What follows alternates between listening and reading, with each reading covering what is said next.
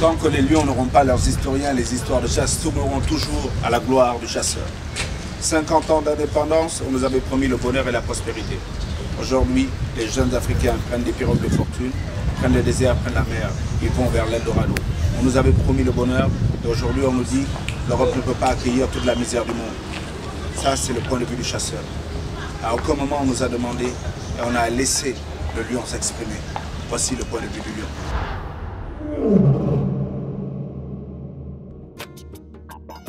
72 naufragés sur le pont. Ce matin, le navire du sauvetage maritime est saturé de la proue à la poupe. À ses côtés, la vedette des gardes-côtes remorque l'embarcation des clandestins interceptés en mer. Sur le quai, les badauds viennent voir le spectacle. On est là pour voir d'où ils arrivent. Il y en a trop maintenant, tout le monde ne peut pas venir chez nous. On est au bord de la saturation. Ils n'ont aucune conscience de ce que représente un voyage pareil. Mais tout ce qu'ils cherchent, c'est une vie meilleure. De jour comme de nuit, les autorités espagnoles sont rodées. Débarquement de nouveaux migrants, accueil par la Croix-Rouge. Les moins de 18 ans, vous restez ensemble. Hein. Et comme d'habitude, interdiction aux médias de communiquer avec les clandestins. Mais la nuit, la surveillance se relâche. À voix basse, certains se confient. Comment était la mer? Un peu difficile. Un peu difficile. Très même difficile. Et l'autre qui avait? Vous vous attendiez à ça? Vous avez eu peur? Au début, oui, j'étais un peu peur. Mais je sais que ça devrait se passer comme ça. Moi, je suis ivoirien. Je ne peux pas rentrer dans mon pays. Le maire de Los Cristianos a enfin obtenu l'autorisation de retirer les cayucos du port. Par souci d'hygiène, sans doute. Pour maintenir le standing touristique, peut-être. En tout cas, pour briser le symbole. Sur les hauteurs de l'île, les autorités ont installé un cimetière de cayucos, une décharge pour ces barques venues d'Afrique. Mais les habitants des Canaries commencent à être excédés. Certains d'entre eux sont venus incendier ces bateaux de nuit avec des cocktails Molotov.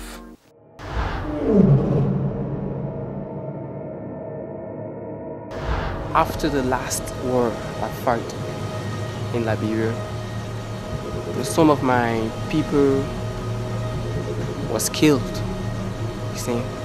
And at that time there was hunger, there was no food, no good education. La suite des guerres et puis la politique chez moi, ça ne va pas, donc c'est là ça m'a poussé de quitter mon pays. Pourquoi vous restez pas chez vous là-bas? Mais or que chez nous ici, ça va pas. Well, all this migration is all basically because of success. Everybody want to be a big boy. Everybody want to ride on good cars. And to stop the intimidations, you know, Africa is a place where the rich get richer. If you don't have somebody who can stand for you, you can die for what they say, go to jail for no reason. It's Africa for you. Ce qui m'a amené à voyager, c'est un peu comme tout le monde, c'est la situation. Ma famille, nous ne sommes pas une famille riche, mais modeste, mais on peut manger quand même à sa faim dans ma maison. Seulement, on ne peut pas se permettre, par exemple, de payer de grandes études, de faire des trucs comme ça. Pour beaucoup, l'Europe, l'autre monde, c'est l'Eldorado. Ils fuient la dictature, ils fuient la misère, ils fuient tous les problèmes que peut connaître en certains coins l'Afrique, en s'imaginant qu'ils vont trouver autre chose. Ils cherchent à l'extérieur ce qu'ils ne peuvent pas obtenir dans leur propre pays. Lundi, les corps sans vie de 2 jeunes Guinéens ont été découverts dans le train d'atterrissage d'un avion de la Sabena qui venait de se poser à Bruxelles. Auprès des 2 adolescents morts de froid, une lettre exprimant toute leur souffrance d'être les laissés pour compte de la planète. Nathalie Cause. Les 2 jeunes Guinéens savaient que leur chance de survie était presque nulle. Yagin, 14 ans, et Fodé, 15 ans, ont pourtant tenté le voyage. Leurs corps ont été découverts lundi à Bruxelles dans le train d'atterrissage de cet avion en provenance de Guinée. La presse belge publie aujourd'hui une lettre bouleversante retrouvée sur les adolescents, un appel au secours adressé aux responsables d'Europe. Aidez-nous, nous avons la guerre et des problèmes d'éducation, nous nous sacrifions parce qu'on souffre trop en Afrique. Si donc je peux partir, même si je meurs en route, en restant je vais mourir. En partant, je risque de mourir, mais j'ai plus de chances d'arriver. Parce qu'en fait, on voit ceux qui sont partis et qui sont déjà arrivés. Et on se dit, bon, c'est bien. Le pays de leur père et de leur mère, le pays de leurs ancêtres. À partir du moment où ce pays ne peut plus leur garantir ni la vie quotidienne, ni l'avenir, ils ont toutes les raisons, comme dans toutes les sociétés, dans toutes les périodes historiques, de quitter le pays qui n'est plus capable de te nourrir. Tout le monde il a le droit de partir s'il veut partir. Mais personne doit être forcé à partir. Loin de moi, l'idée d'insister ces jeunes-là à partir. Parce que je pense que notre place est en Afrique. Je dis aussi que ces jeunes-là ont le droit de bouger. Ils ont le droit de bouger parce que les Occidentaux viennent chez nous quand ils veulent, où ils veulent, faire ce qu'ils veulent. Au désert, s'il n'y a pas à manger, il n'y a pas de l'eau, donc c'est la mort, quoi. Il y a plein d'amis qui sont morts aussi. Some of my friends got sick. One other one that we call Rasta, his feet get rotten because of the hot sun. La nuit et la journée, on marchait ça 5 jours. Quand tu es arrivé jusqu'à la bord de Guirias, on bute dans la forêt. Bon, ça aussi, c'est une grande souffrance. On viole les filles, on viole les hommes. C'est constant et c'est quotidien, quoi. Et tout le monde les subissent, non seulement des passeurs, la police. Les Algériens nous maltraitent, soit ils nous prennent pas pour des Africains et ils ne se prennent pas pour des Africains, tu vois. Les policiers marocains, ils ont ouvert le feu, ils ont tué. A tener brazos rotos, piernas rotas, balas, disparos. Y ha habido muertos, ha habido una cantidad enorme de muertos, ¿no? Pero allí en Melilla no hay ninguna guerra. En Irak hay una guerra. En Palestina se pegan tiros. ¿No? Pero en Melilla no hay ninguna guerra. En Melilla lo que llega son personas que viven en África, que no pueden vivir en África, porque el colonialismo occidental no lo permite. Tu connais les boules avec les gaz, avant ils tirent ça, mais maintenant ils commencent à tirer des balles réelles. C'est ça que maintenant. Des balles réelles. Voilà, balles réelles. La Cour de la Haye a fait quoi? L'armistice le sait, ils ont fait quoi? L'Europe, soi-disant humaniste, ils ont fait quoi? On tue à bout portant les Espagnols, tuent à bout portant les immigrants sur les îles Canaries. Quelqu'un échappe, ils disent oui, il y a eu des rescapés, 7 rescapés sur 100. Mais ils ont tué les autres. Pourquoi ils ne nous montrent pas les cadavres des autres? Ils mentent, parce que c'est criblé de balles, on n'ose pas le montrer. Les gouvernements n'agissent pas pour leur peuple, ils deviennent aujourd'hui les policiers des puissances étrangères qui les commandent à garder les peuples comme en tout cas des animaux, à leur barrer leurs propres frontières, à fermer leurs propres portes pour que les gens ne réfléchissent pas, alors que l'immigration n'est interdite dans aucun règlement du monde, dans aucun droit du monde, tout le monde doit circuler librement. S'ils trouvent des prétextes de bloquer les gens, c'est parce qu'aujourd'hui ils sont en train de se soumettre aux puissances des pays riches. Et ce sont des temps des rampants, des pleurants et des margoyants payés à contrepartie par de travail qui vont rendre négativement à leur peuple. Quand vous arrivez peut-être dans l'ambassade française, on vous demande d'apporter un billet d'avion d'abord pour avoir le visa. Vous allez vous endetter, acheter le billet d'avion. On vous demande de souscrire une assurance. Dans une compagnie française, vous partez souscrire l'assurance. On vous demande maintenant de payer les frais d'études des dossiers. Dans les ambassades, moins cher, c'est 20 000 francs. Vous versez tout ça. Et pendant ce temps, vous revenez le lendemain, votre demande de visa est rejetée. On ne vous rembourse ni l'argent de billet d'avion, ni la souscription d'assurance, ni la frais de consultation de dossier. C'est une forme d'escroquerie. C'est du racisme, c'est tout. Aujourd'hui, la vision de l'Europe, c'est les richesses de l'Afrique, oui, en Europe, mais vous restez chez vous. Les Européens, quand il y a eu le trop-plein, ils se sont déversés sur les autres continents, vers les Amériques. Ils ont même dit qu'ils ont découvert l'Amérique, comme si les Indiens qui habitaient l'Amérique n'avaient pas découvert leur propre continent. Puis ils sont allés en Asie, ils sont venus en Afrique, etc. Mais aujourd'hui, tout est occupé. Ils ont fait des nations. Mais ils étaient des pays étrangers chez nous, qui n'est pas autochtone, etc. Et là, ils ont des moyens, effectivement, de faire des pressions sur nous.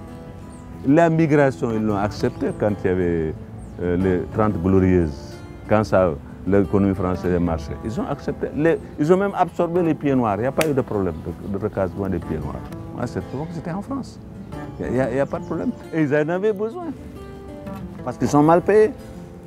Pour les petits patrons, c'est bien dans la concurrence avec les autres pays qui n'ont pas le même type de main-d'œuvre. L'Allemagne a été obligée de faire appel à des Turcs, etc. etc. L'Allemagne qui n'avait pas de colonies à proprement parler. Maintenant qu'il y a le mouvement des autres peuples vers eux, parce que quand c'est un mouvement de pendule, ils disent « Ah non, c'est irrégulier, c'est clandestin, on ne va pas accepter toute la misère du monde. » Aujourd'hui, on demande aux Africains de parler français, anglais, au nom d'une certaine universalité et au nom d'une certaine ouverture. Alors, et on demande aussi aux Africains, à ces mêmes Africains, d'ouvrir leur marché aux produits européens. Et on les empêche de venir. Vous ne pouvez pas parler de mondialisation là où il n'y a pas de libre circulation des populations. Aucune nation n'a le droit de dire je vais choisir mes migrants et en fonction de mes besoins main-d'œuvre. C'est un refus de partage et c'est en même temps un refus de reconnaissance d'une dette historique vis-à-vis des Africains. Il faut simplement que les relations économiques soient différentes de celles qu'elles étaient, qu'on cesse le pillage. Il faudrait en tout cas que les uns cessent de piller les autres et de se barricader.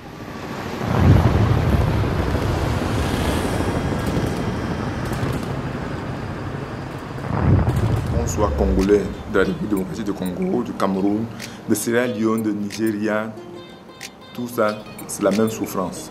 La faim tue plus que le sida, la tuberculose et la malaria réunis. Cette situation qui est tout simplement horrible n'a rien de surprenant lorsqu'on sait que depuis plus de 3 décennies, l'Afrique est sous le rouleau compresseur de la globalisation, l'ouverture forcée à un marché déloyal. Plus les autres régions se développent, plus l'Afrique recule, tout stagne. Maintenant, on ne parle même plus de développement, on dit lutte contre la pauvreté.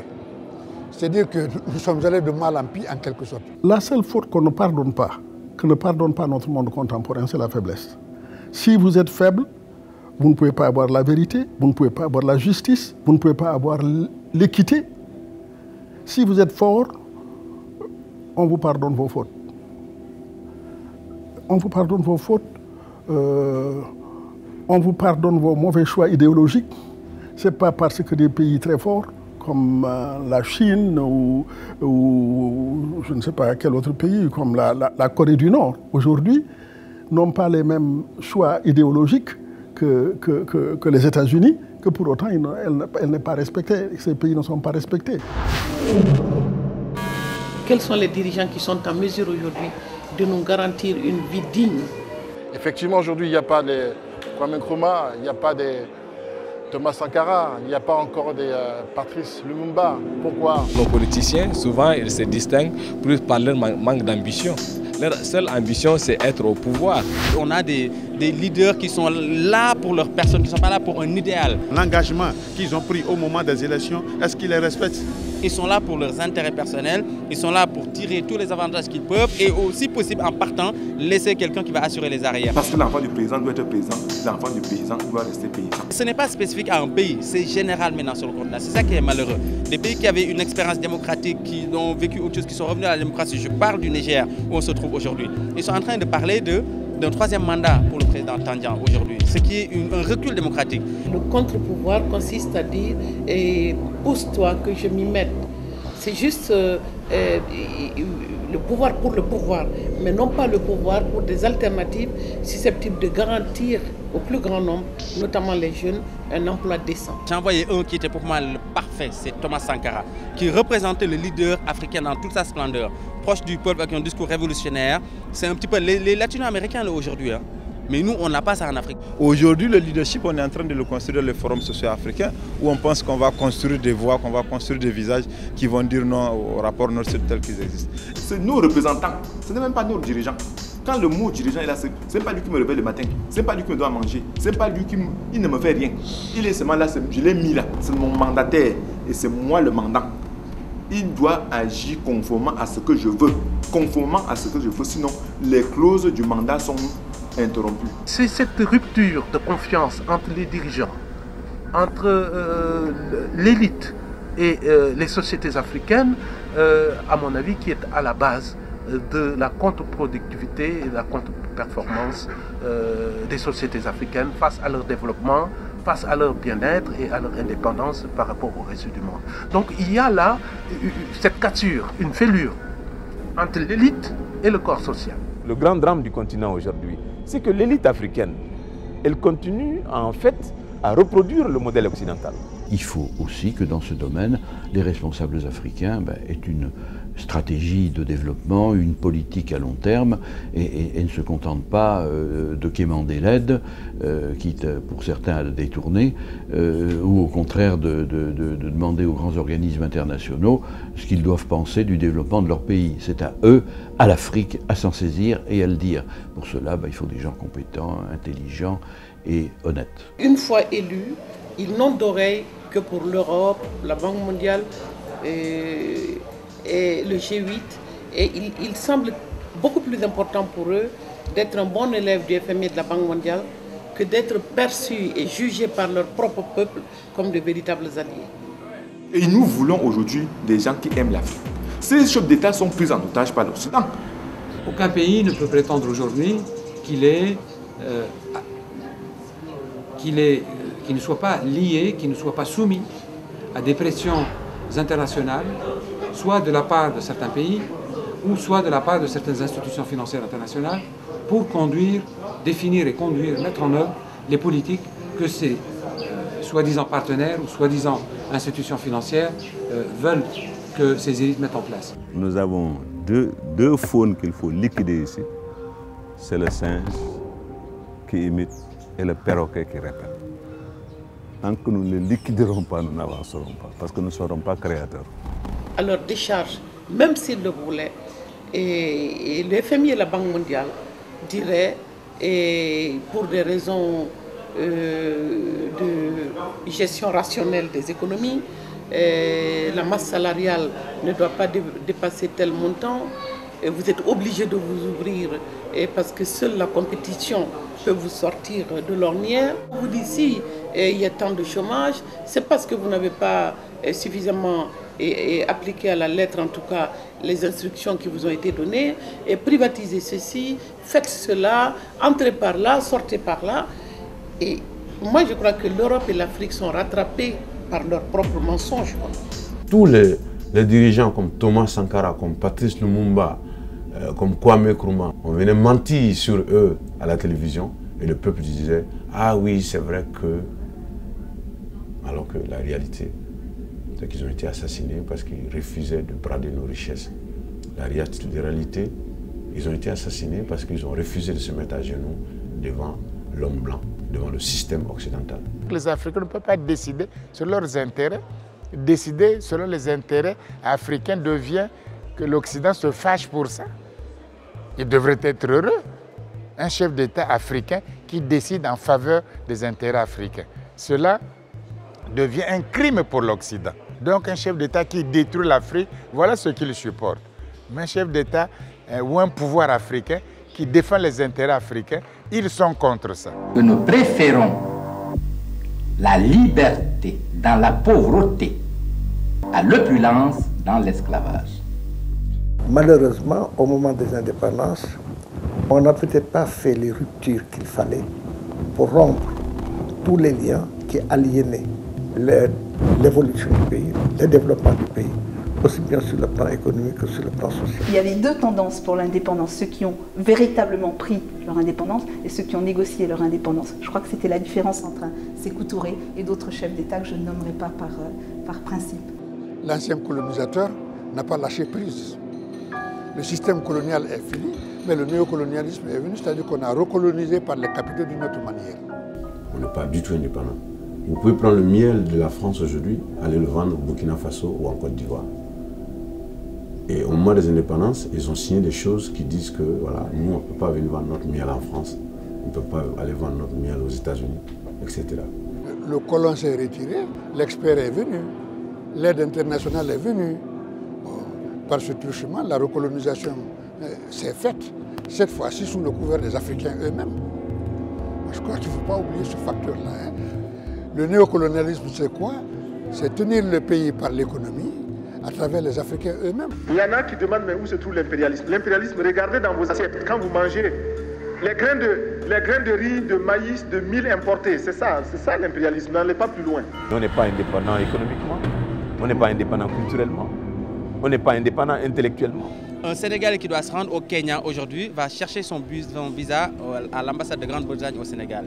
Et un Kenyan qui doit venir au Sénégal va chercher son visa à l'ambassade de France au Kenya. Pour moi, it doesn't make sense. Mais ce qui est encore plus scandaleux, c'est qu'ils nous invitent à croire en une démocratie qui se résume à l'organisation d'élections transparentes, point barre. Il n'y a pas de modèle démocratique et l'Europe n'est pas un modèle démocratique parce qu'un modèle démocratique qui serait calqué sur une histoire, sur des cultures, ne serait pas adapté. Vous avez le droit de choisir vos dirigeants, mais pas la politique économique qui devrait vous permettre de manger à votre faim, de travailler, de vivre dignement chez vous. L'indépendance ne se donne pas. Ça se prend, ça s'arrache, ça se paye en sang et en cadavre. L'Afrique est libre dans les textes, mais elle n'est pas libre ni dans sa tête, ni dans ses actions, ni dans ses relations avec les autres. Parce que quand on n'a pas la liberté de choix, on n'est pas vraiment libre. La liberté, c'est un tout. Si on n'a pas à la fois les attributs économiques, politiques, sociaux, culturels de la liberté, eh bien, on est amputé quelque part. Le centre d'intérêt des pays industrialisés est différent de nos centres d'intérêt, il faut le dire, il faut le reconnaître. Le général de Gaulle disait quelque chose qui est tout à fait vrai et qui s'est vérifié plusieurs fois depuis 1960. C'est-à-dire que les États n'ont pas d'amis, ils n'ont que des intérêts. En réalité, ils n'ont cure de nos dirigeants, ni de la nature de nos démocraties. Ce qui les intéresse, c'est qu'il faut, en un temps T, en un lieu donné, et les hommes ou les femmes dont ils ont besoin pour organiser l'espace économique de telle sorte que leurs acquis, leurs intérêts stratégiques soient sauvegardés. Je pense qu'il y a eu des intellectuels qui ont analysé depuis longtemps les conséquences de la dépendance vis-à-vis de l'extérieur qui a été maintenue au moment des indépendances. Mais ceux qui ont gouverné le pays n'avaient pas du tout la même opinion que les intellectuels qui envisageaient d'autres solutions. Dans tous les pays, il y a une élimination systématique, politique et parfois physique, de tout ce qui était pour des ruptures.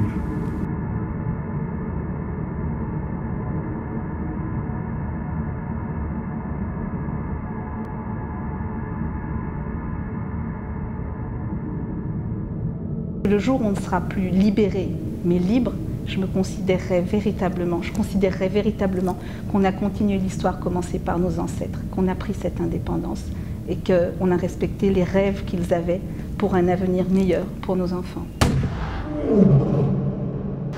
Nommez-moi, citez-moi un seul pays dans le monde que la Banque mondiale et le Fonds monétaire international ont sauvé de la misère, ont développé. Quel pays? Ça a été un goulot d'étranglement. On a imposé aux pays africains des règles qui ont empêché le développement et qui ont créé des crises sociales terribles.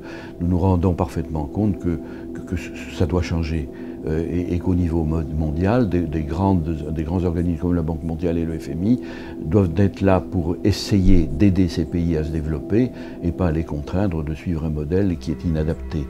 Quand on vous dit que pratiquement la moitié des Africains vivent avec l'équivalent de moins d'$1 par jour, après plus de 25 ans de programme d'ajustement structurel, ça vous montre à quel degré ces institutions ont mené le continent africain au bord du gouffre. Le programme d'ajustement structurel.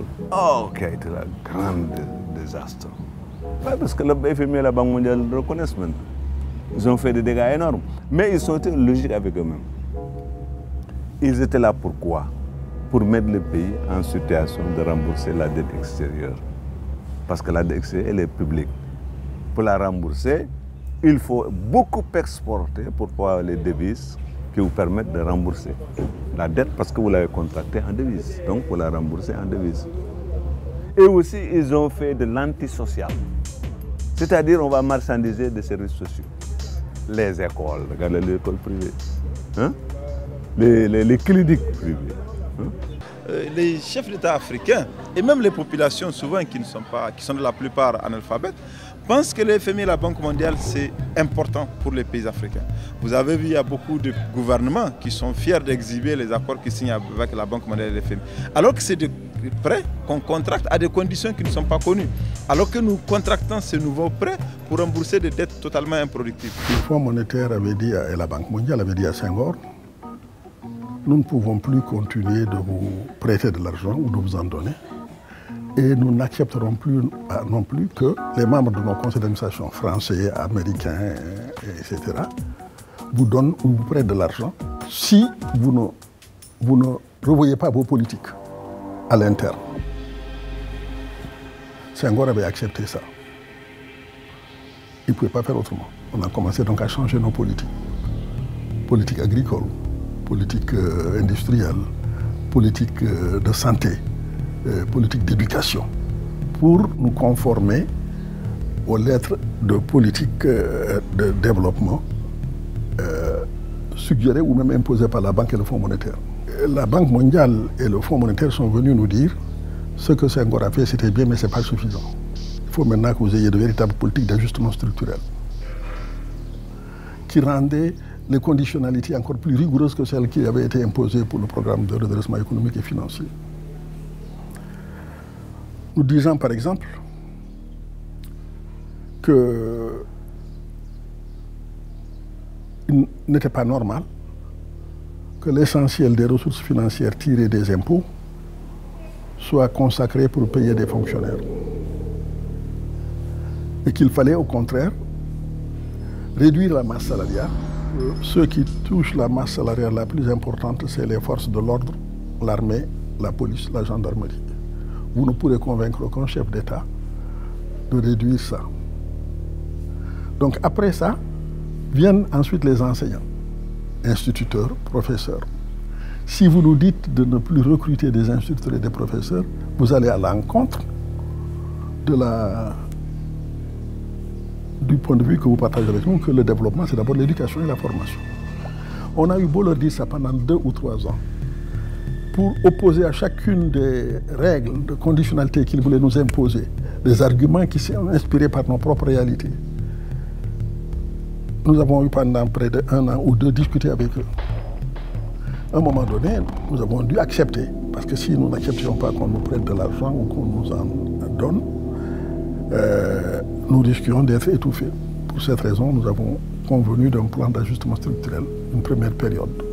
Je voudrais que notre conférence adopte la nécessité de dire clairement que nous ne pouvons pas payer la dette.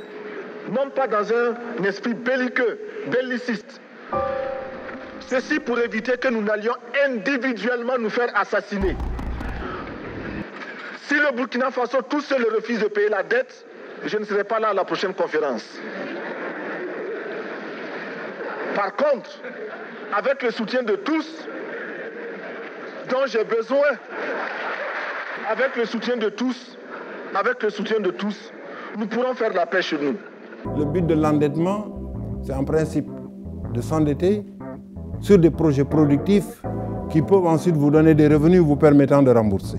Mais tous les projets que nous financions n'étaient pas des projets productifs, parce qu'il fallait aussi, il y avait des dépenses de souveraineté, il y avait des dépenses concernant l'éducation, concernant la santé, qui ne permettent pas d'avoir tout de suite des revenus. Nous n'avions plus qu'une chose à faire, payer les dettes et ne plus assurer des investissements pour faire avancer nos pays. Il y a même des pays qui ensuite ne pouvaient plus payer les dettes parce que s'ils payaient les dettes, ils ne pouvaient plus assurer le fonctionnement normal de l'État.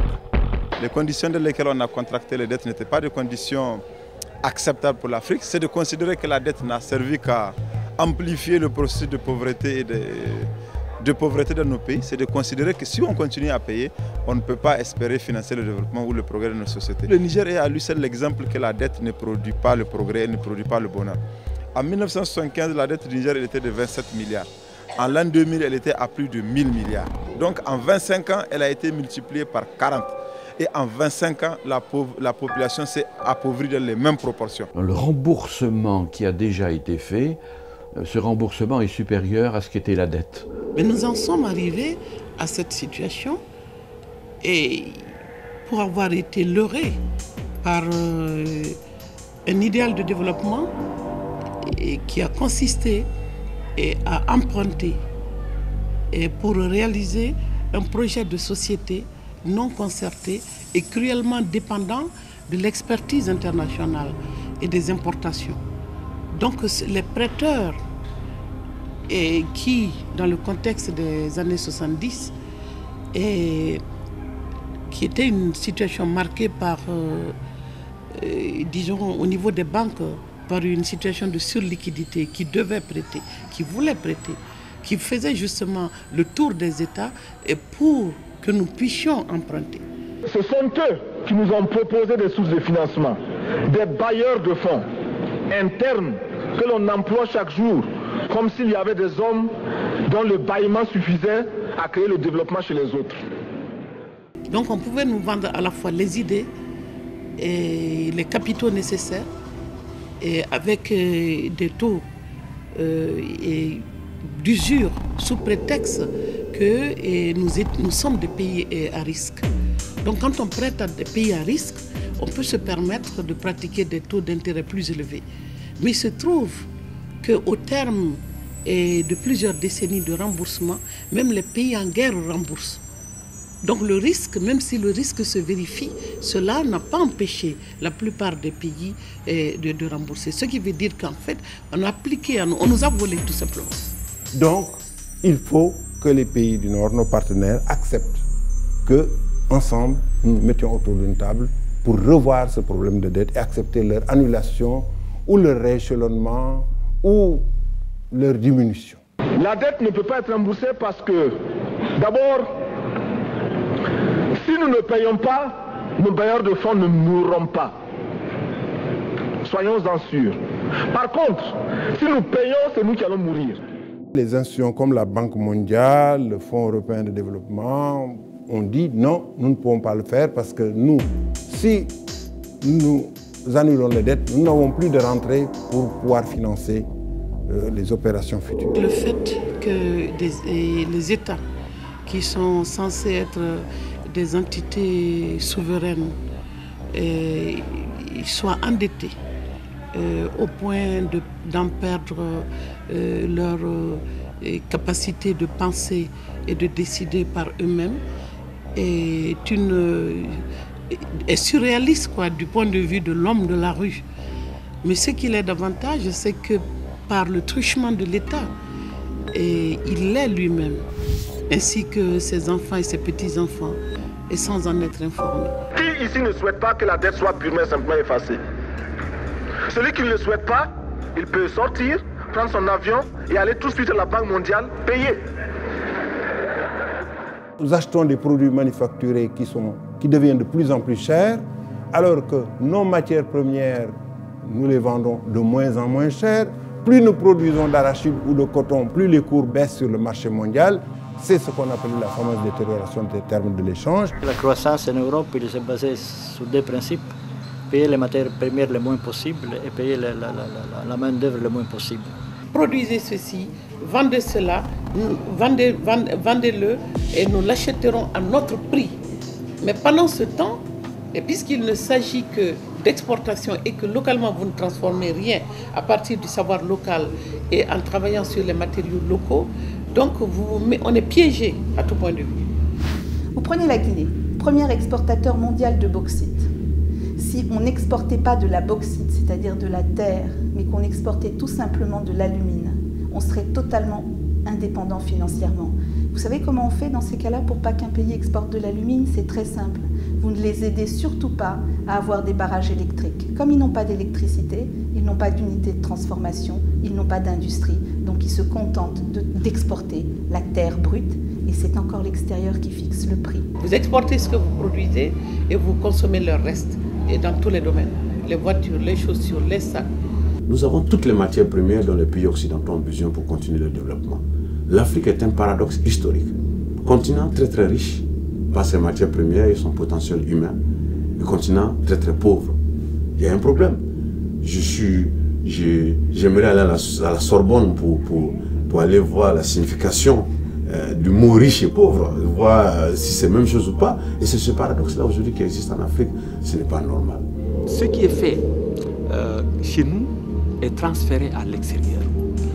Parce que tout simplement, aujourd'hui, la plupart des secteurs clés de notre économie sont contrôlés par le capital étranger. Et bien sûr, s'il y a des profits, mais ces profits vont à l'extérieur. D'autant plus qu'on nous demande, par ces institutions-là, de libéraliser notre code des investissements pour, soi-disant, attirer les capitaux. Or, dans cette libéralisation, non seulement il y a des exemptions fiscales pour plusieurs années, mais surtout la liberté totale de rapatrier les bénéfices. C'est pour cette raison que même le peu qui est fait chez nous est rapatrié à l'extérieur. Et c'est la conjonction de ces facteurs qui explique que plus on parle de croissance, plus les gens s'appauvrissent. Nous ne produisons pas, nous n'exportons généralement que les matières premières dont ils ont besoin pour produire les biens que nous achetons. Donc voici l'impasse. On a beau dire l'Europe a besoin de cet arrière-cour pour faire ses affaires, venir prendre les matières premières, hydrocarbures et tout ce qu'on veut, mais aussi y vendre. Nous avons beau être pauvres, nous sommes un marché. Regardez, les cellulaires ne marchent nulle part ailleurs autant qu'ici. Les pays africains sont des pays pauvres, mais c'est des pays qui ont des taux de croissance élevés. Si les chefs d'État et les responsables pouvaient s'en apercevoir, ils se rendraient compte qu'avec cette donnée-là, il y aurait un rééquilibre à introduire dans leur propre pays pour permettre à leur peuple d'accéder à un autre niveau qu'à celui auquel ils sont actuellement. Il faut réussir à produire plus. Produire plus. Produire plus parce que il est normal que celui qui vous donne à manger vous dicte également ses volontés.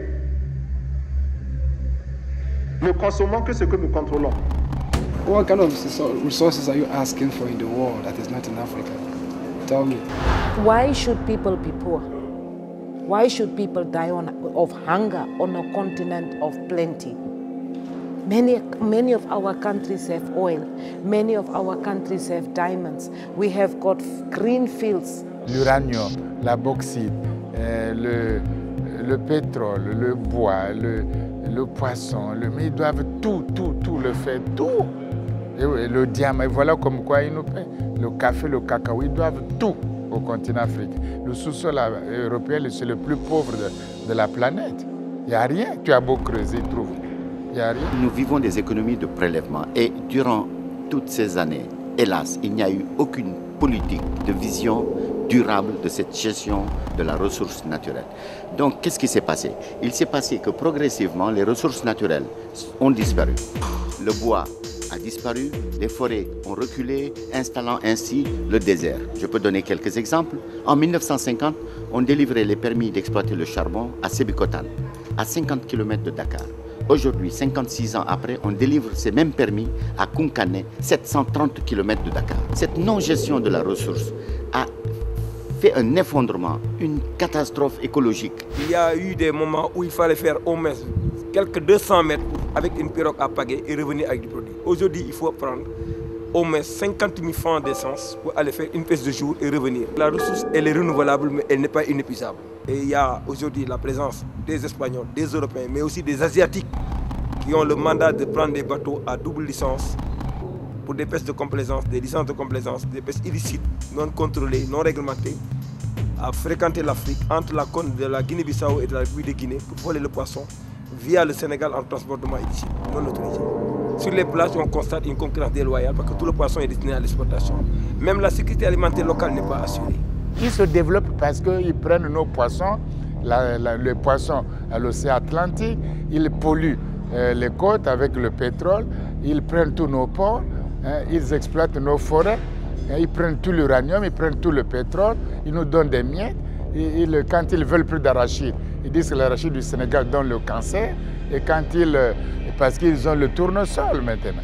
Voyez-vous. Mais quand ils n'avaient pas le tournesol, ils faisaient l'arachide dans le Sénégal. Dans la région d'Arlit, ici nous sommes au Niger, il y a depuis 40 ans une société française qui s'appelait la Cogema et qui aujourd'hui s'appelle Areva, qui prend le minerai d'uranium, qui l'extrait et qui l'emmène directement en Europe pour sa transformation et son utilisation dans les centrales nucléaires françaises. C'est ça qui assure les 85% de la production d'électricité française. En quoi ça concerne les populations africaines? C'est que les gens qui vivent dans la région d'Arlit, ils n'ont jamais vu la couleur de cet argent. C'est pourtant plusieurs centaines de milliers de tonnes de minerais d'uranium qui ont été puisés et simplement une toute petite partie a bénéficié à l'État nigérien, ce faible État nigérien. Et aujourd'hui, dans le cadre de la renégociation des accords, avec l'arrivée de nouveaux acteurs comme la Chine, on peut penser que ça va être une nouvelle chance pour les peuples africains de se libérer. Mais malheureusement, ce n'est pas le cas parce que justement ce système france-africain a affaibli les capacités des États à résister, à s'imposer et à faire vivre une vraie souveraineté. Hier, la France était dans tel ou tel pays d'Afrique pour soit maintenir un chef, un dirigeant, un ratelé, soit pour débarquer d'une caravelle, un autre que l'on emportait avec soi. Aujourd'hui encore, la France procède ainsi. Écoutez, la France-Afrique, c'était toute l'histoire des pays africains après l'indépendance, indépendance la plupart du temps octroyée, sauf ceux qui l'ont prise par les armes, ce qui est le cas de l'Algérie, ou d'autres qui ont dit non, ce qui est le cas de la Guinée, mais bon, le destin de la Guinée après était un destin malheureusement dictatorial, et finalement les relations franco-africaines ont été des relations paternalistes d'une part, d'autre part des relations qui mettaient sous la dépendance de l'ancien colonisateur les pays africains, et puis des relations, je dirais, incestueuses de pays qui se disaient pays amis, pays frères, pays familiaux. On voit les chefs d'État français parlant de mon grand frère, on voit Giscard embrassant Bokassa, on voit d'autres chefs d'État avoir des relations, je dirais, beaucoup trop proches avec les chefs d'État. Et puis, nous avons vu un certain nombre d'individus se disant proches des chefs d'État français et allant en Afrique faire et défaire des gouvernements, et puis des chefs d'État africains demandant qu'on change le ministre de la coopération parce qu'il ne leur plaisait pas. C'est ça la France-Afrique, plus tous les réseaux financiers qui ont lieu au moment de certaines élections présidentielles en France, et puis je dirais des prévarications de part et d'autre. Il est partout mais invisible. Homme de l'ombre, il sait se fondre dans les cérémonies officielles. Il est pourtant bien là. Il savait tisser sa toile, Focard et sa réputation de prince des réseaux. Tout ça, c'est pas du tout mon affaire et c'est pas ce que j'ai fait. Mais je reconnais que les relations que je me suis créées avec des commerçants européens, avec des industriels en Afrique, avec des Africains de toutes catégories, et par la suite des chefs d'État africains, constituent un réseau, mais je n'appelle pas ça un réseau. Le ton est donné. Houphouët, Senghor, Bokassa, toute l'Afrique francophone a défilé dans son bureau. Certains, comme le président guinéen Sékou Touré, l'accuseront même d'être un comploteur, un faiseur de coups d'État. C'est des réseaux diplomatiques, économiques, politiques, militaires qui ont été mis en place à partir des années 60 jusqu'à aujourd'hui pour maintenir les pays de la sphère du précaré français dans la domination néocoloniale. Les réseaux, les 3 E, l'état-major, l'Élysée, les entreprises et multinationales. C'est ça le cœur de la France-Afrique, c'est des réseaux diplomatico-militaires et c'est ça qui fait qu'aujourd'hui c'est toujours la domination. Quand vous avez des bases militaires des pays étrangers, vous croyez que vous pouvez faire une politique autonome par rapport à ce pays alors que vos soldats sont des soldats qui sont destinés à réprimer les populations mais pas à défendre le territoire. D'ailleurs c'est pourquoi ils ont des accords de défense avec l'extérieur. Vous croyez que l'extérieur va venir vous défendre réellement si ces intérêts ne sont pas mis en cause? Ou si vous-même vous mettez ça en cause, vous risquez d'avoir la fréquentation d'un nombre d'huissiers bottés et guetterés. Aujourd'hui, il y a encore des liens forts, des accords de coopération qui pour certains sont toujours secrets, qui permettent à des bases françaises d'être implantées sur le continent africain. Il y en a encore 5 aujourd'hui, en 2008, novembre 2008 quand je parle, il y a 5 bases françaises avec des coûts faramineux et avec une violation de la souveraineté de ces États qui se disent ou qui sont dits indépendants. Pour ce qui concerne l'ensemble français, en tout cas, les anciennes colonies françaises, ces accords de défense était destiné principalement à protéger, à sauvegarder les intérêts français sur les territoires de leurs anciennes colonies. Principalement. Et accessoirement, de protéger les nouveaux dirigeants. De les protéger pour les maintenir au pouvoir.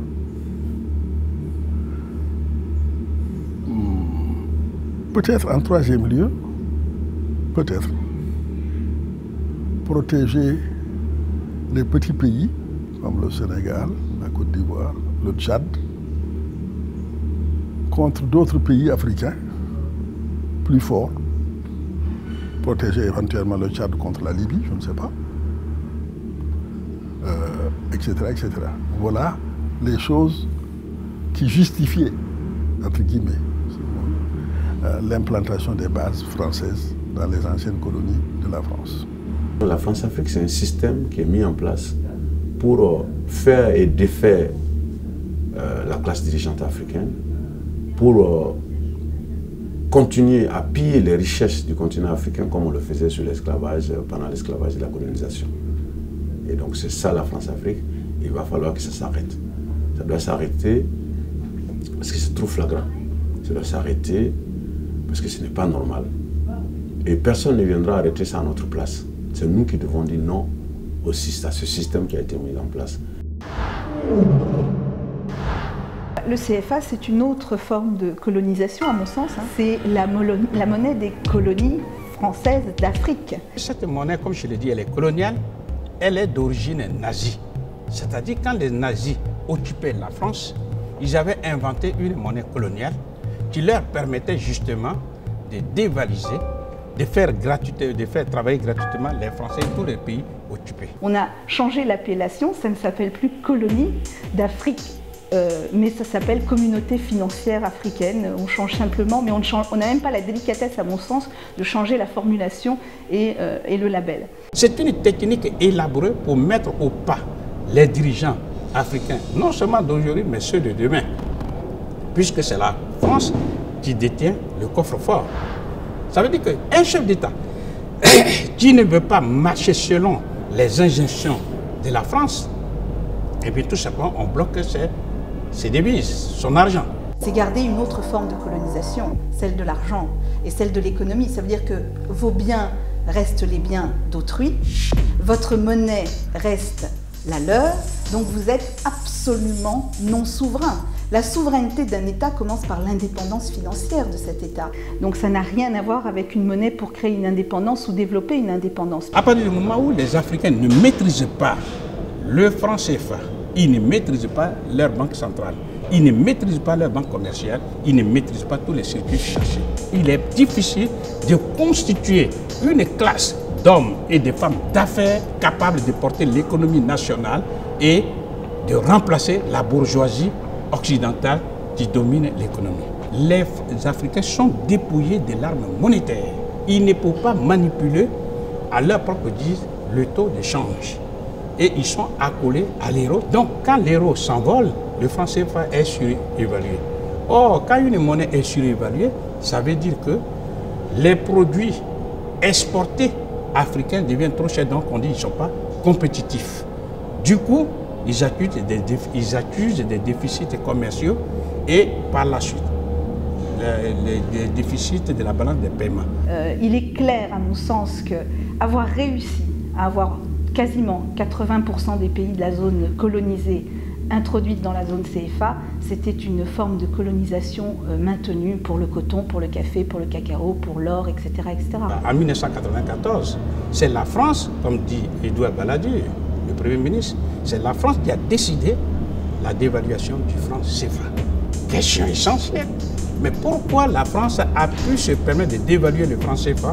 La réponse scientifique et objective, c'est que le franc CFA est une propriété à part entière de la France. Et pourquoi ils vont dévaluer le franc CFA? Parce que pour eux, il est tout à fait normal qu'ils achètent à vil prix les matières premières africaines, condition sine qua non pour qu'ils puissent reconstruire tous les pays pauvres de l'Europe de l'Est qui intègrent l'Europe occidentale.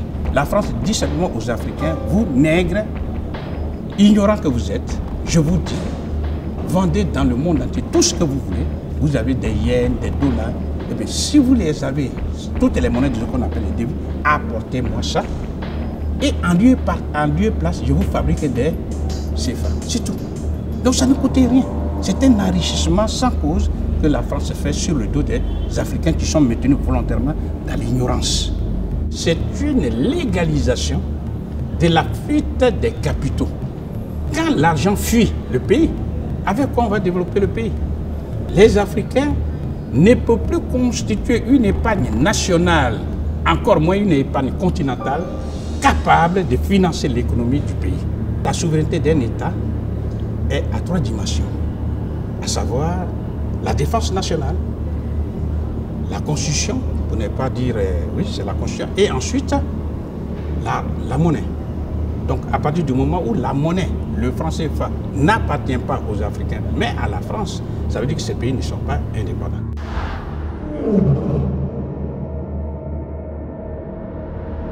Le drame de l'Afrique, c'est que l'homme africain n'est pas assez entré dans l'histoire. Ce que je conteste, c'est qu'il n'est pas donné la raison pour laquelle l'Afrique n'est pas assez entrée dans l'histoire. C'est que c'est le colonialisme qui l'a empêché et qui l'a aliéné. Et je me réjouis qu'il sorte de cet état de malheur, la colonisation qui a empêché l'Afrique d'évoluer au rythme des nations européennes. Les Blancs nous ont appris que l'Afrique, c'était la barbarie. Voilà. C'est ça qu'il fallait oublier. Bon, oui, on va repartir, on va faire le nègre nouveau. Le nègre nouveau avec un petit cœur bleu, blanc, rouge. C'est ça qu'il voulait faire. Bon, oui. Ça s'appelle l'aliénation culturelle. À partir du 19e siècle, quand la colonisation est devenue territoriale, c'est-à-dire qu'il s'agissait plus simplement d'exporter des hommes et des femmes volés à l'Afrique vers des plantations américaines, mais de venir s'installer sur le sol africain pour faire en sorte qu'on puisse exploiter cette force de travail sur place. À ce moment-là, effectivement, il y a eu, disons, un double dimension qui s'est établie. D'une part, il y avait toujours la préoccupation marchande de s'approprier des richesses, mais en même temps, il y avait, disons, le surgissement d'une justification idéologique. Et cette justification idéologique, dans les cadres de l'époque, c'était de dire, bon, des peuples sont des peuples attardés, on disait même des peuples non civilisés, donc le devoir des peuples civilisés, c'est de gérer à la place de ceux qui ne sont pas civilisés les richesses dont ils sont détenteurs. Et puis, alors progressivement, on va les civiliser, les amener à la civilisation. L'Afrique apporte les éléments de la civilisation au monde, et ces éléments diffusent dans le monde, et pourtant l'Afrique continue toujours, passe toujours pour un continent fruste qui n'aurait rien apporté aux autres. C'est qu'il y a eu dès le début de cette colonisation-là, le fait de récuser que l'Afrique puisse construire son propre modèle, qu'elle puisse, disons, ne se développer qu'en fonction de sa capacité de s'approprier les modèles des autres. On décide de la place qu'on doit occuper dans le monde, de comment on doit parler, de comment on doit gérer nos richesses, de comment on doit éduquer nos enfants, de comment on doit penser l'avenir. À partir de ce moment, ça pose un problème fondamental et que Frantz Fanon résume de façon magnifique et pertinente. Ça veut dire que l'Afrique connaît une déviation existentielle. C'est un problème presque métaphysique. Vous serez libre le jour où vous allez vous identifier à votre maître, vous allez devenir comme votre maître. Vous n'aurez de liberté par la suite que d'être ce que vous n'avez pas été jusque-là. Il faut descendre cette image-là. Il faut briser cette image dans nos mentalités. C'est un homme, Barthélemy Boganda disait, Zokwezo, un homme voit un homme, c'est tout. Un homme est un homme, voit un homme, Zokwezo. Il n'y a pas d'inférieur, il n'y a pas de supérieur. Ce n'est pas qu'on est contre quelqu'un, nous sommes pour la fraternité, Nous sommes pour l'humanité, nous sommes pour un humanisme, mais nous sommes contre le mépris. Nous sommes contre ceux qui méprisent l'Afrique, ceux qui dédaignent, ceux qui veulent qu'on soit subordonné, qu'on cire tout le temps les chaussures des autres. Donc quand vous êtes là, les Africains sont gentils, des histoires comme ça, là. Endormir debout. How do we make Africa a place fit for our children? How do we make Africa a place fit for our young people? I deal with migration. When I go to Europe and I see our young people in the streets of Europe, and you feel the humiliation that many of them suffer, you know, living in European cities. But they should be proud Africans being here. But let us not fool ourselves that we need to make Africa fit for our young people.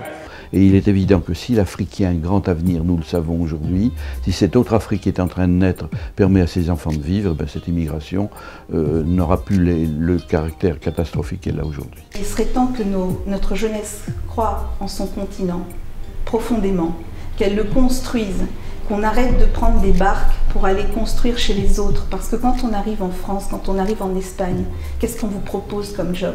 Ramasser les oranges, vous avez Bac+4 dans la poche, balayer les rues, être femme de chambre.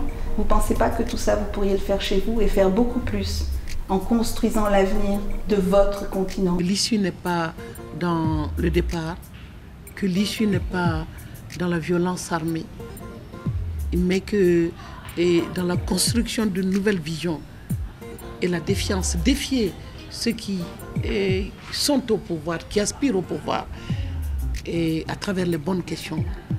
Ne pas se laisser acheter, ne pas se vendre.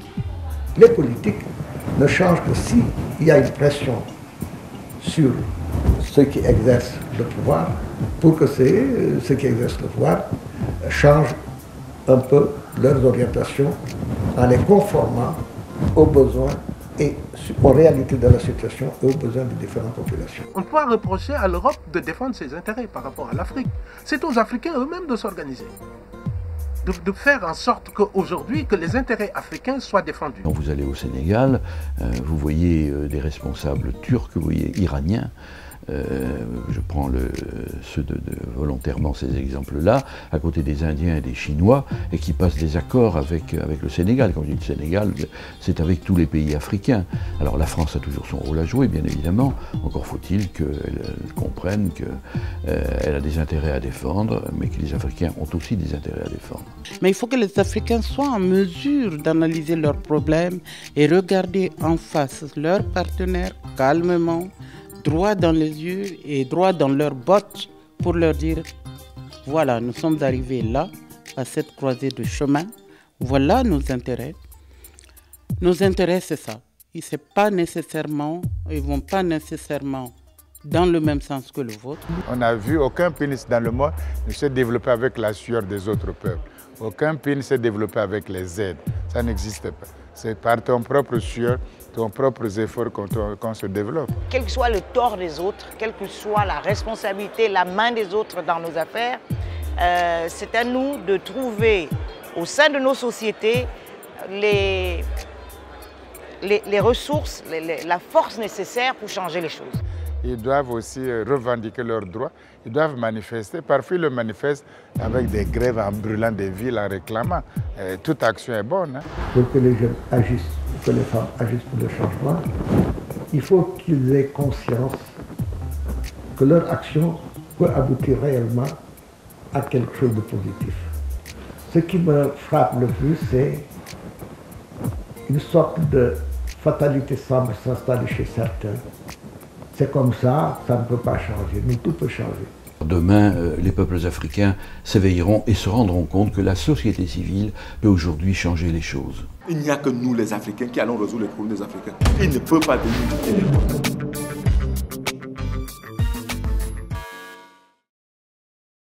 Il faut aussi revoir, à mon avis, le contenu de l'enseignement. À la fois au niveau du primaire, au niveau du secondaire, mais aussi de l'université. Je pense que la production de la société, des sociétés africaines, telle qu'elle se fait, aujourd'hui correspondent plus aux besoins des pays industrialisés et occidentaux qu'aux pays africains. Nous avons des demandes, nous avons des spécificités, nous avons un corpus de besoins. Et nous devons former nos enfants pour qu'ils soient aptes à prendre en charge ces besoins. Un jeune Sénégalais ne doit pas être formé de la même manière qu'un jeune Français ou un jeune Américain. Un Américain, on le forme non pas pour qu'il soit performant en France, mais qu'il soit d'abord performant chez lui. La formation de la jeunesse africaine est cruciale, c'est crucial.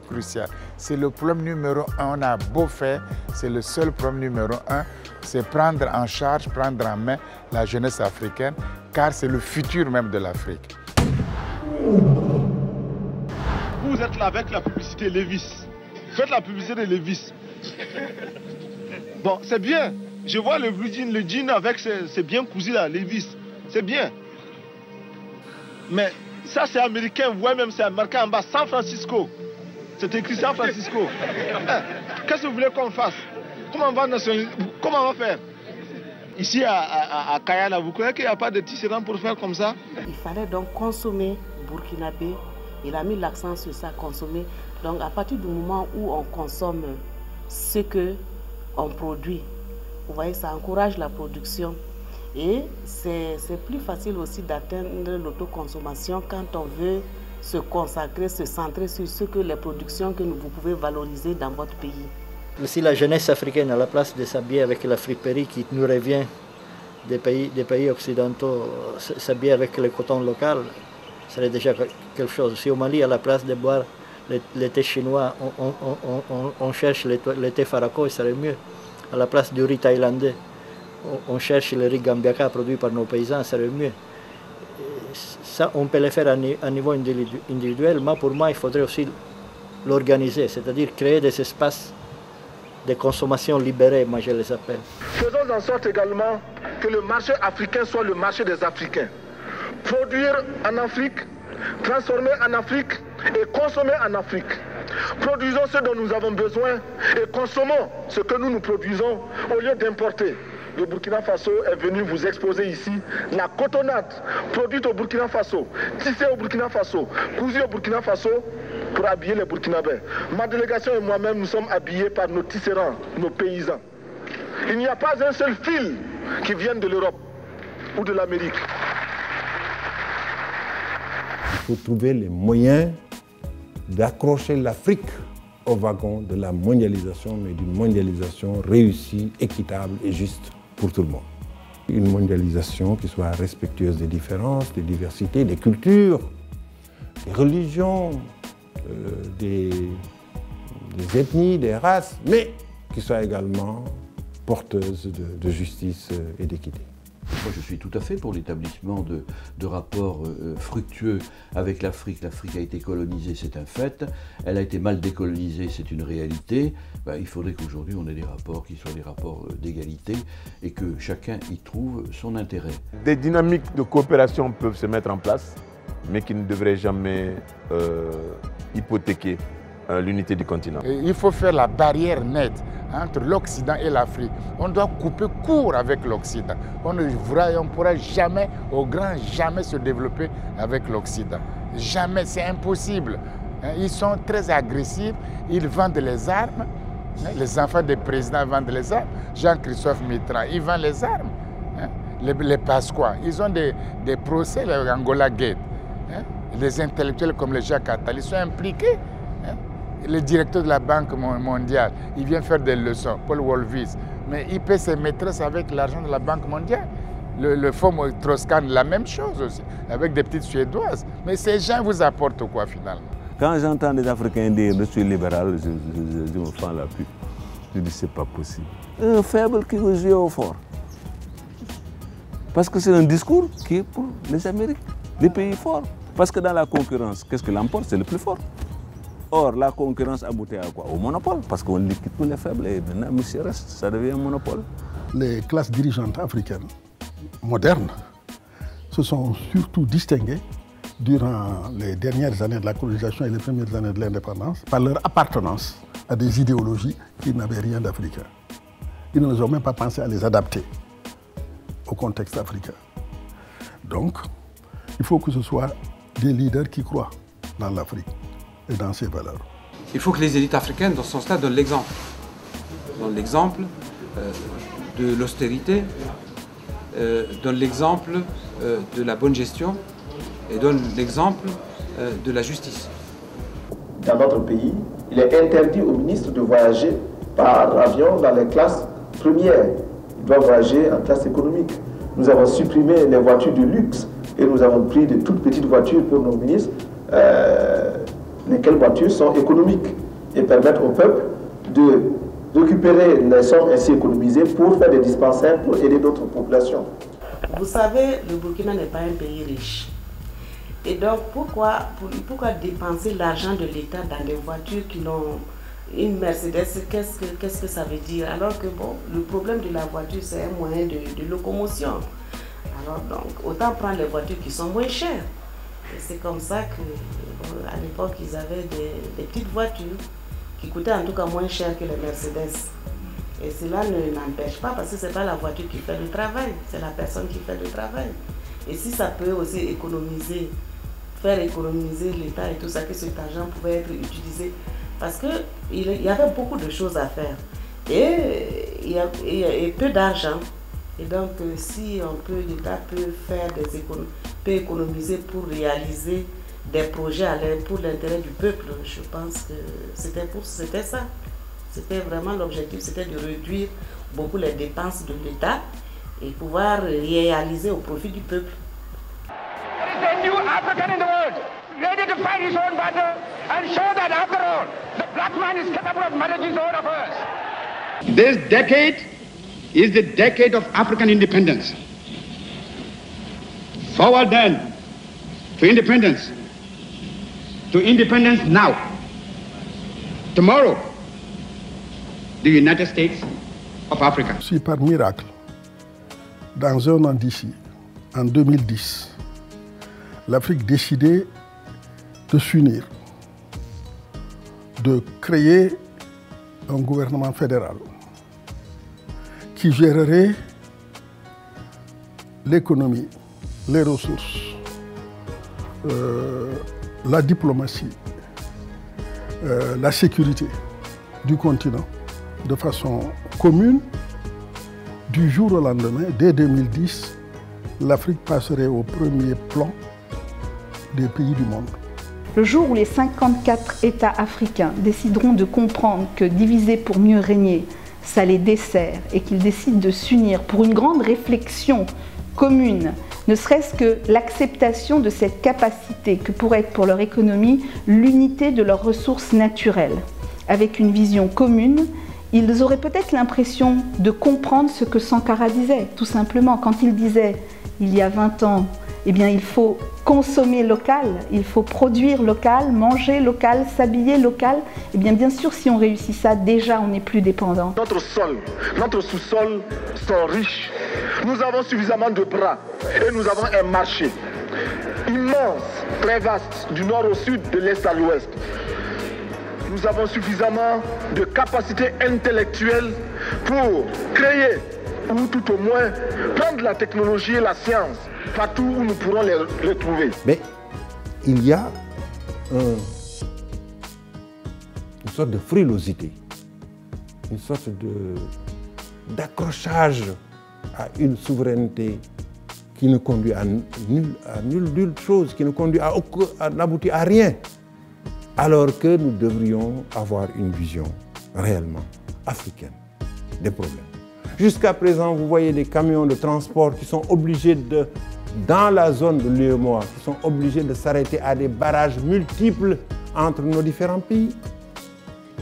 C'est-à-dire, voilà la différence entre la théorie qui est dans les textes et la réalité de nos comportements de tous les jours. Mais nous traînons derrière nous un peu les casseroles du temps colonial. L'anglophone est anglais, le francophone est français. Il faut dépasser un peu ce clivage qui n'est pas de chez nous. Il y aura toujours des retardataires, pour une raison ou pour une autre, qui ne pourront pas être présents au rendez-vous. Donc dans ces cas-là, il faut partir avec ceux qui sont prêts. Cela demande une volonté politique absolument extraordinaire, mais aussi une alliance, une solidarité tout aussi extraordinaire entre les États. Parce que le Nord ne les laissera pas faire. C'est la seule façon pour l'Afrique de pouvoir se défendre sur le plan international. C'est la seule façon pour l'Afrique de survivre même, je dirais. Donc l'intégration africaine, c'est absolument une nécessité vitale pour nous. L'Afrique est un continent où seul il ne peut rien faire. Au Niger, on est un pays, on n'a pas la mer. On a uniquement une rivière. Alors qu'aujourd'hui, si l'unité africaine se fait réellement, on peut en profiter de la mer, du désert, des oasis d'autres pays. L'unité africaine est une valeur qui peut donner au continent africain de grandir. On est riche, on est intelligent, on est beau, on a des valeurs culturelles superbes. C'est très important qu'aujourd'hui qu'on se donne la main pour qu'aujourd'hui les guerres, les rébellions, ces coups d'État existent encore sur le continent africain. C'est pour ça qu'avoir un président pour l'unité africaine, des ministres pour l'unité africaine, pourra donner cette chance d'exister et de ne plus avoir de coups d'État. When we go to the UN, when we go to the international platforms, and when 53 countries speak in one voice, it makes a huge difference. People take Africa seriously. But if leaders go individually and talk, they have no voice. But once they stand together and they can speak in one voice, it makes a difference. Ceux qui sont en quête de ressources pétrolières s'adresseraient à une entité au lieu de s'adresser à 53 ou 54 entités. Ceux qui sont à la recherche d'uranium, à Reval, chez les Français ou les autres, au lieu de s'adresser à des petits pays, s'adresseraient à des interlocuteurs de poids. On nous ferait la cour plutôt que de nous dénigrer comme on le fait aujourd'hui. J'ai toujours été convaincu que l'Afrique n'est pas démunie, elle est désunie. C'est la vérité du continent africain. L'Afrique telle qu'elle est miettée là, on ne va rien faire sur notre pied. Toujours chacun va avoir son drapeau, son hymne. On ne peut pas aller loin avec ça. Il faut qu'on ait de réels États qui soient suffisamment puissants sur le plan économique pour pouvoir peser sur le plan politique. Il faut qu'on fasse confiance aux autres, il faut qu'on accepte de céder une parcelle de souveraineté. Les intérêts nationaux n'ont aucun sens dans la mesure où c'est dans un grand ensemble qu'on peut réaliser l'avenir de l'Afrique.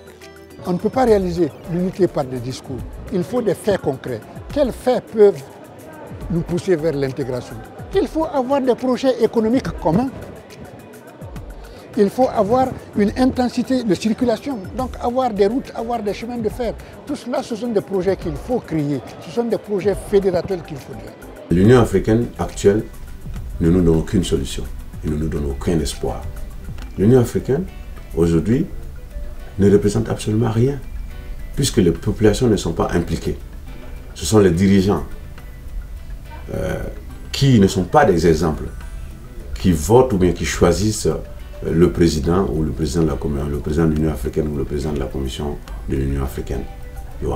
Donc il faut, soit les États unis d'Afrique ou l'Union africaine, le nom importe peu, mais il faut que ce soit dirigé par des dirigeants crédibles. Des dirigeants crédibles, des gens qui ont fait leurs preuves. L'union va se faire à partir du moment où, sur le plan de l'éducation et de la culture, nous avons un esprit qui est intégré. Il y a donc un travail à faire au niveau de l'éducation et au niveau de la culture. Faire en sorte que tous les enfants des pays de la CEDEAO, au niveau primaire, ils ont le même programme. Au niveau secondaire, ils ont le même programme. Ils vont passer dans des programmes scolaires qui vont mettre ensemble des valeurs partagées. Et donc, ils ne se connaissent pas, mais ils se connaissent déjà parce que c'est le même programme.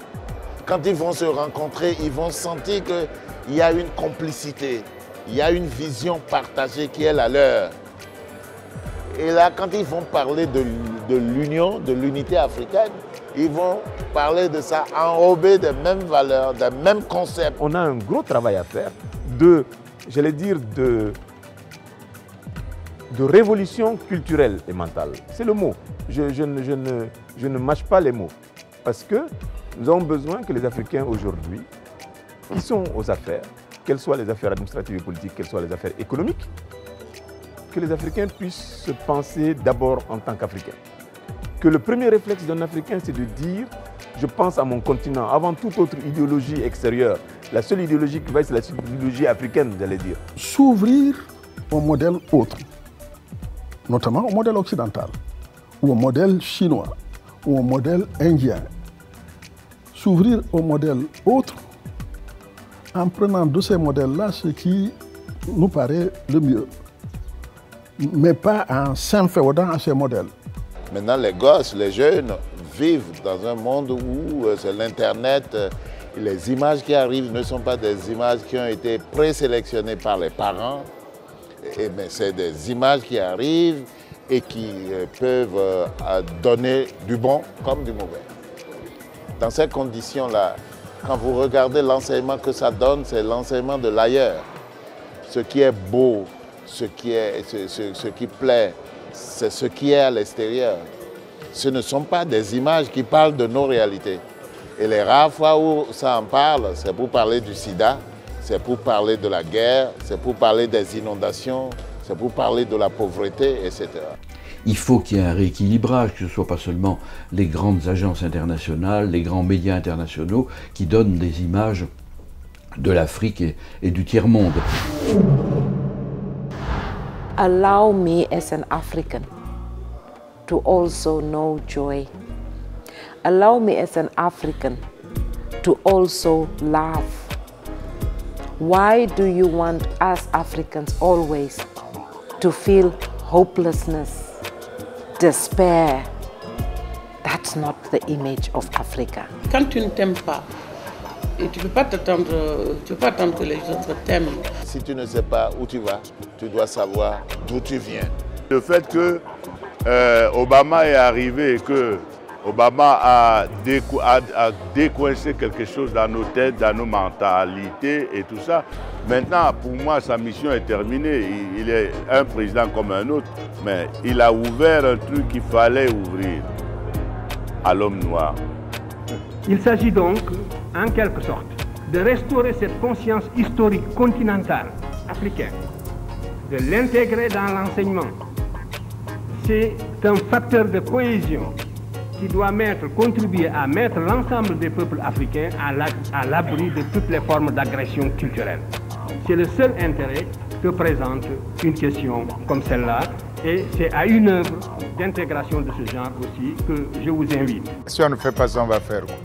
On va faire des compromis. On va traiter, je suis à l'aise, j'ai un salaire, j'ai une maison, j'ai une voiture, on me respecte dans la cité. Bon, moi, je suis sauvé, quoi. Et les autres. C'est la vie. Est-ce que la vie, être sauvé tout seul, ou être... On est tous dans la même pirogue, on est tous dans le même bateau, on est solidaires. Hein? On ne peut pas être un bonheur isolé tout seul. On ne peut pas être heureux quand il y a tant de chômeurs, quand il y a tant de désarroi, quand il y a tant de misère. C'est ça, nous avons toujours, les Africains ont toujours été des peuples d'hospitalité, de solidarité. C'est les ancêtres, c'est l'histoire, c'est tout ce que les autres ont fait. L'esprit de Marcus Garvey, l'esprit de Nkrumah, l'esprit de Cheikh Anta Diop, l'esprit d'Aimé Césaire, l'esprit de Firmin, de Dubois, de tous les sojourneurs. C'est cet esprit-là, des millions, au moins 200 millions de Noirs sont morts pour traverser l'océan Atlantique esclavage. Au moins 200, 300 millions. Ils mentent en disant que 5 millions, 11 millions. C'est 200, 300 millions que l'Occident a mis dans l'esclavage.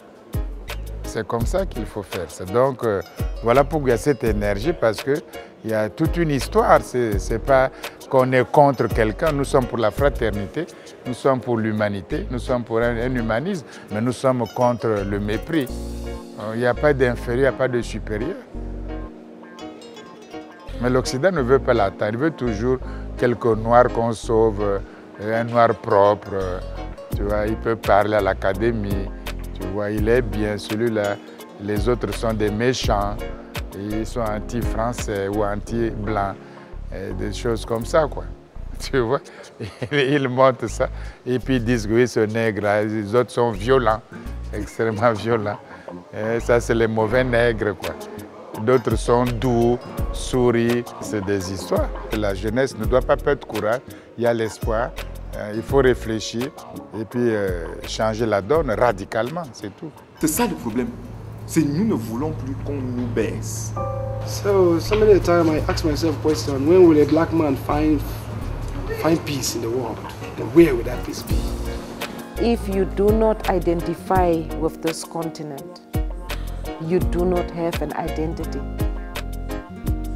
You need to be an African in order to be proud of this continent. So I would really want you to use your potential. Use whatever avenues that you have to promote the image of Africa. But I know that someday, sometime, the darkness will be overshadowed by light, and Africa definitely will have peace. Mais je voudrais simplement dire que nous devons accepter de vivre africain. C'est la seule façon de vivre libre et de vivre digne. Je vous remercie, Monsieur le Président. La patrie ou la mort, nous vaincrons.